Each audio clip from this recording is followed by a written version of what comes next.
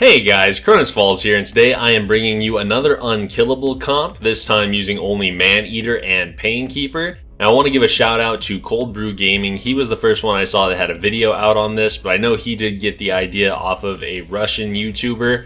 I'm not sure exactly who that is, but make sure to check out Cold Brew.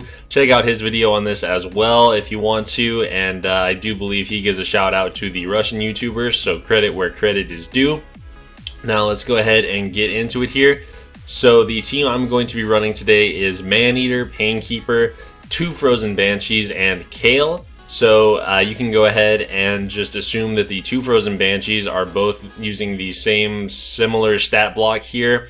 The other one's only at level 50, but the HP is pretty much the same. The defense a little bit lower, but the speed is the same. Accuracy is high enough.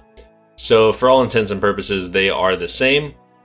And so basically the idea here is you stay unkillable and you use poison to rack up your damage in order to get a 3 key on the Ultra Nightmare clan boss. Now this does work best on the Void affinity. This will also work well against a magic or a force affinity with these champions, but it won't quite work properly with a spirit affinity just because they will start stunning our Painkeeper, which is not what we want. So you do have to make a substitution there. In that case, basically, against a spirit boss, you would want to switch out Kale in order to get in someone like Aothar or a force champion that would take the stun. I used Rosin when it went green the other day and it worked just fine. But I actually found when I was doing this, I was using Cold Brew's video as a guide. This is actually very difficult to tune properly. I think Cold Brew is leaving out some information that's a little bit critical. So I want to go ahead and go over that with you guys here. So let's get into some more detail on the builds. And we will, let me see, let me go ahead and close this. There we go. Alright, so first of all, let's take a look at our Man-Eater. So Man-Eater is pretty easy to build, pretty straightforward. He needs somewhere around the like 37-38k range HP. I do have mine with a decent amount of defense. That is good. You don't want him taking the most damage at the start. So having a decent amount of defense on him is good. 254 speed is the most important thing though. You absolutely have to hit this number in order for it to run correctly. So 254 is what you're looking for on your Man-Eater. And then HP is the next most important, getting around that range. And then defense, I would say it doesn't have to be this high, but I would get it a little bit higher than your other champions, if you can. So let's take a look at the masteries here. Basically, I just have them coming down into War Master and then taking Lore of Steel in order to get some extra speed. Instead of Master Hexer, I probably should have gone for something else just to make sure that his attack down isn't getting extended if it lands. So I would suggest not getting this. It does get in the way of some poisons, I've noticed. Mine, the accuracy rather, is a little bit high, 143. So with Frozen Banshee's accuracy aura, it actually does land sometimes, unfortunately, his A1 here. So you do not want that to happen. You want to keep the accuracy as low as possible.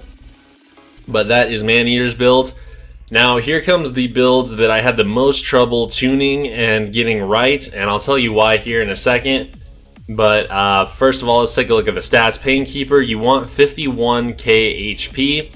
So that's right around where we are here. It can be off by a little bit, but I would say try to keep it as close to 51k as possible.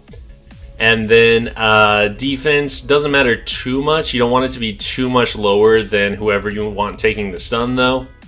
So for instance, Kale has a tiny bit more defense than my Painkeeper here, but not a lot, so it ends up working out. But I tried it with Bulwark instead of Kale, and with Bulwark, he I guess just had too much defense, wasn't taking enough damage, and ended up throwing it off, so Painkeeper was taking the stun.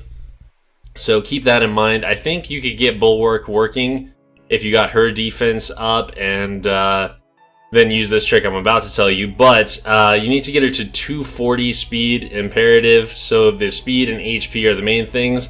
And then what I found is you want to use 1 set of Immortal at least in order to get to those stats.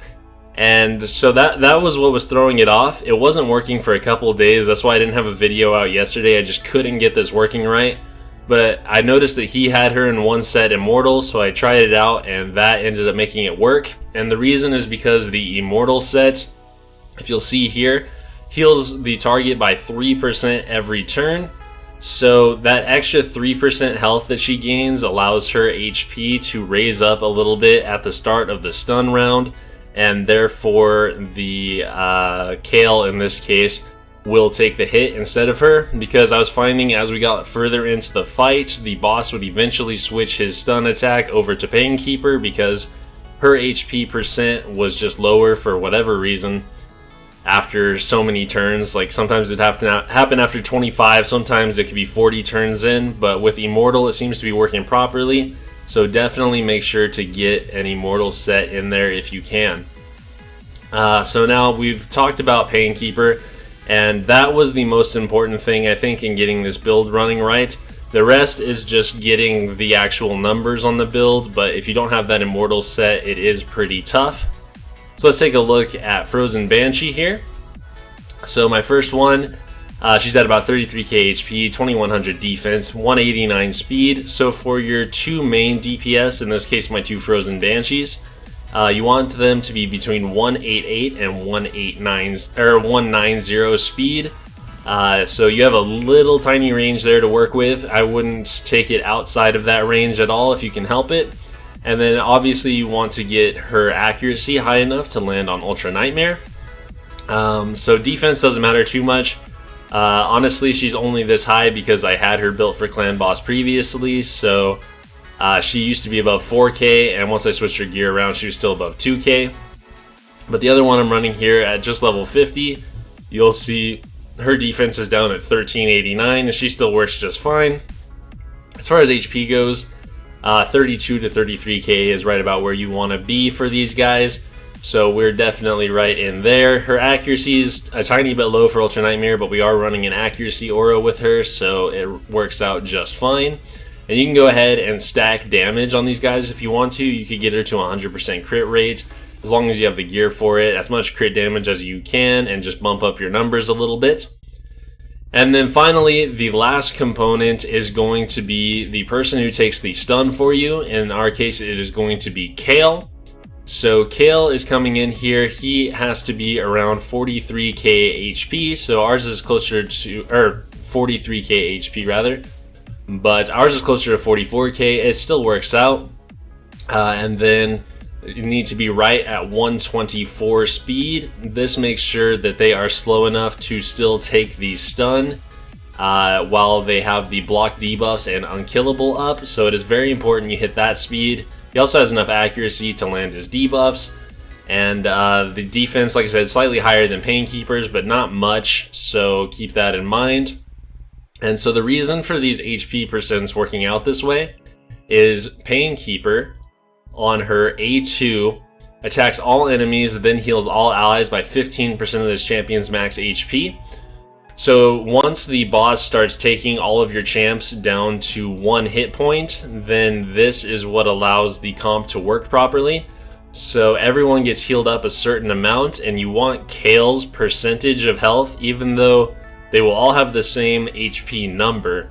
Kale's percentage will be the lowest because of his max HP being up here at 44k about. So his percentage of HP will be the lowest. And the reason that it can mess up with Painkeeper if you don't have this Immortal set is because her base HP is actually higher. So sometimes her percentage of HP ends up being lower than his. So this extra 3% at the start of her turn really helps out. You pair that with the Life Drinker Mastery here, and that is really what makes it work. So hopefully this will save you a lot of headache. I probably had to use 8 or 9 keys before I figured all of this stuff out myself. So just keep this stuff in mind. This is a very important mastery to get on her. You can have it on Kale and everyone else as well. It doesn't really matter, but she needs it for sure. And then I also went ahead and took on this Lay on Hands mastery on Painkeeper at an extra 5% to the heals she casts. And then Laura Steele to help me get that speed. Evil Eye if I want to take her into other content, yada yada. Master Hexer doesn't matter. And then Another very important thing in Mastery is no turn meter manipulation, so you don't want to take either of these right here. Again, very important in order to make sure that you stay in sync properly. This is a very specifically speed-tuned team. As long as you do it correctly, it should take you to 50 turns. So those are the builds, guys. Let's go ahead and show it off in the fight. So we're going to come in here, we're going to go on to the Ultra Nightmare Clan boss. We are void at the moment, so let's go ahead and see. This is the comp coming in here. As you can see right over here, I've done 25 million on one key earlier with this. So it's definitely a 3-key comp. So we're going to come in here. It's pretty consistent on the damage too. You have to make sure to take it off auto at the start. And you're going to start with the A3 from Painkeeper. Not Painkeeper, sorry, Maneater. So you'll use that, get your Unkillable up. Then you'll come in with the A3 on Painkeeper in order to reduce the cooldown on that. And the clan boss will go. Now you go ahead, put up your poison sensitivity, or if you're using different poison champions, just throw your poisons on, you know. But we're going to do that. Then with Maneater, as he comes back around, you're going to come in with the A2 and use Siphon. So you go that, you get your poisons on with Kale. And then very important with Painkeeper here, you do not want to use the A2 yet. You're going to come in with the A1. She gets a little bit of turn meter boost. And you take another slam. So she needs the high HP in order to survive, but she should be just fine as long as you get those numbers right. So now we just keep doing our poisons. Go A1 with Maneater here. Go A1 with our Frozen Banshee. And then finally, when Painkeeper comes around for her third turn, you are going to use the A2 and throw it on auto. And now it should work properly. Our Frozen Banshee over here is going to be taking the first couple of stuns, but she will not die. Her build is strong enough that she can survive until we get to turn 10, at which point, or turn 11 I think, at which point the boss will take everyone down to 0. And that is when it is truly running properly. So we'll just go ahead and watch here until we get to that point. You see she takes another stun. It just doesn't hit too hard, so we are okay. We get the block debuffs and Unkillable back up. And so you really just have to wait until the damage starts ramping back up. So we will get a heal from the Painkeeper here, and that is going to allow our Frozen Banshee here to survive. So there we go, she's back up here. That's the last stun she's going to take. So we'll see as soon as we hit turn 10, the damage is going to start ramping up. So there we go, a lot bigger hit there. Our Kale is now almost down to 0. So on this next hit, boom, now everyone is down to 0 basically. With the Immortal set and the Life Drinker, Painkeeper has healed herself back up a little. So now her HP percent is much higher than Kale's. He takes the stun and everything is running properly. So I'm going to go ahead and cut here, and we will come back in towards the end and just see how we do. Alrighty, so we are coming up towards the end here, and as you can see, we're averaging right around 500k per turn. So we are into the 3-key territory now. We still have 3 turns left, so we're going to be hitting right about the 25 million mark again. Very consistent damage, and as you can see, Kale is just taking those stuns like a champ. If you do want to boost up a little bit more damage on these guys, what you can do is, instead of having them in support masteries, if you can get their speed to the right levels without Lore of Steel, you can go ahead and get them to counterattack with the defense mastery tree. But as you can see, that's already into 3-key territory. I don't think that will manage to get you to 2-key. There obviously are better things you can do with this, like you could potentially have a counterattack champion in here, maybe in order to bump up your damage a little bit as well. I'm not sure. It's still a pretty new comp, so there's lots you can play around with. As you can see here, my Frozen Banshee at level 50 ended up doing more damage than the one at level 60, and she doesn't have tier 6 masteries, obviously. So poison is really where the damage is coming from here, so keep that in mind. These guys only do about 1 million each from their War Master procs. There's no decreased defense or weaken coming out. Obviously a Draco would be amazing in here as well if you could do like Aothar and Draco, something like that. Aothar actually works really well in this comp with Painkeeper dropping his cooldown. So there's lots of options, lots of stuff to play around with, and you don't need to have 2 Frozen Banshees leveled in order to do this. But thanks for watching, guys. I hope you find this useful. Make sure to leave a comment down below or join the Discord if you have anything you'd like to talk about. I'm always happy to help you guys out, and thanks for watching.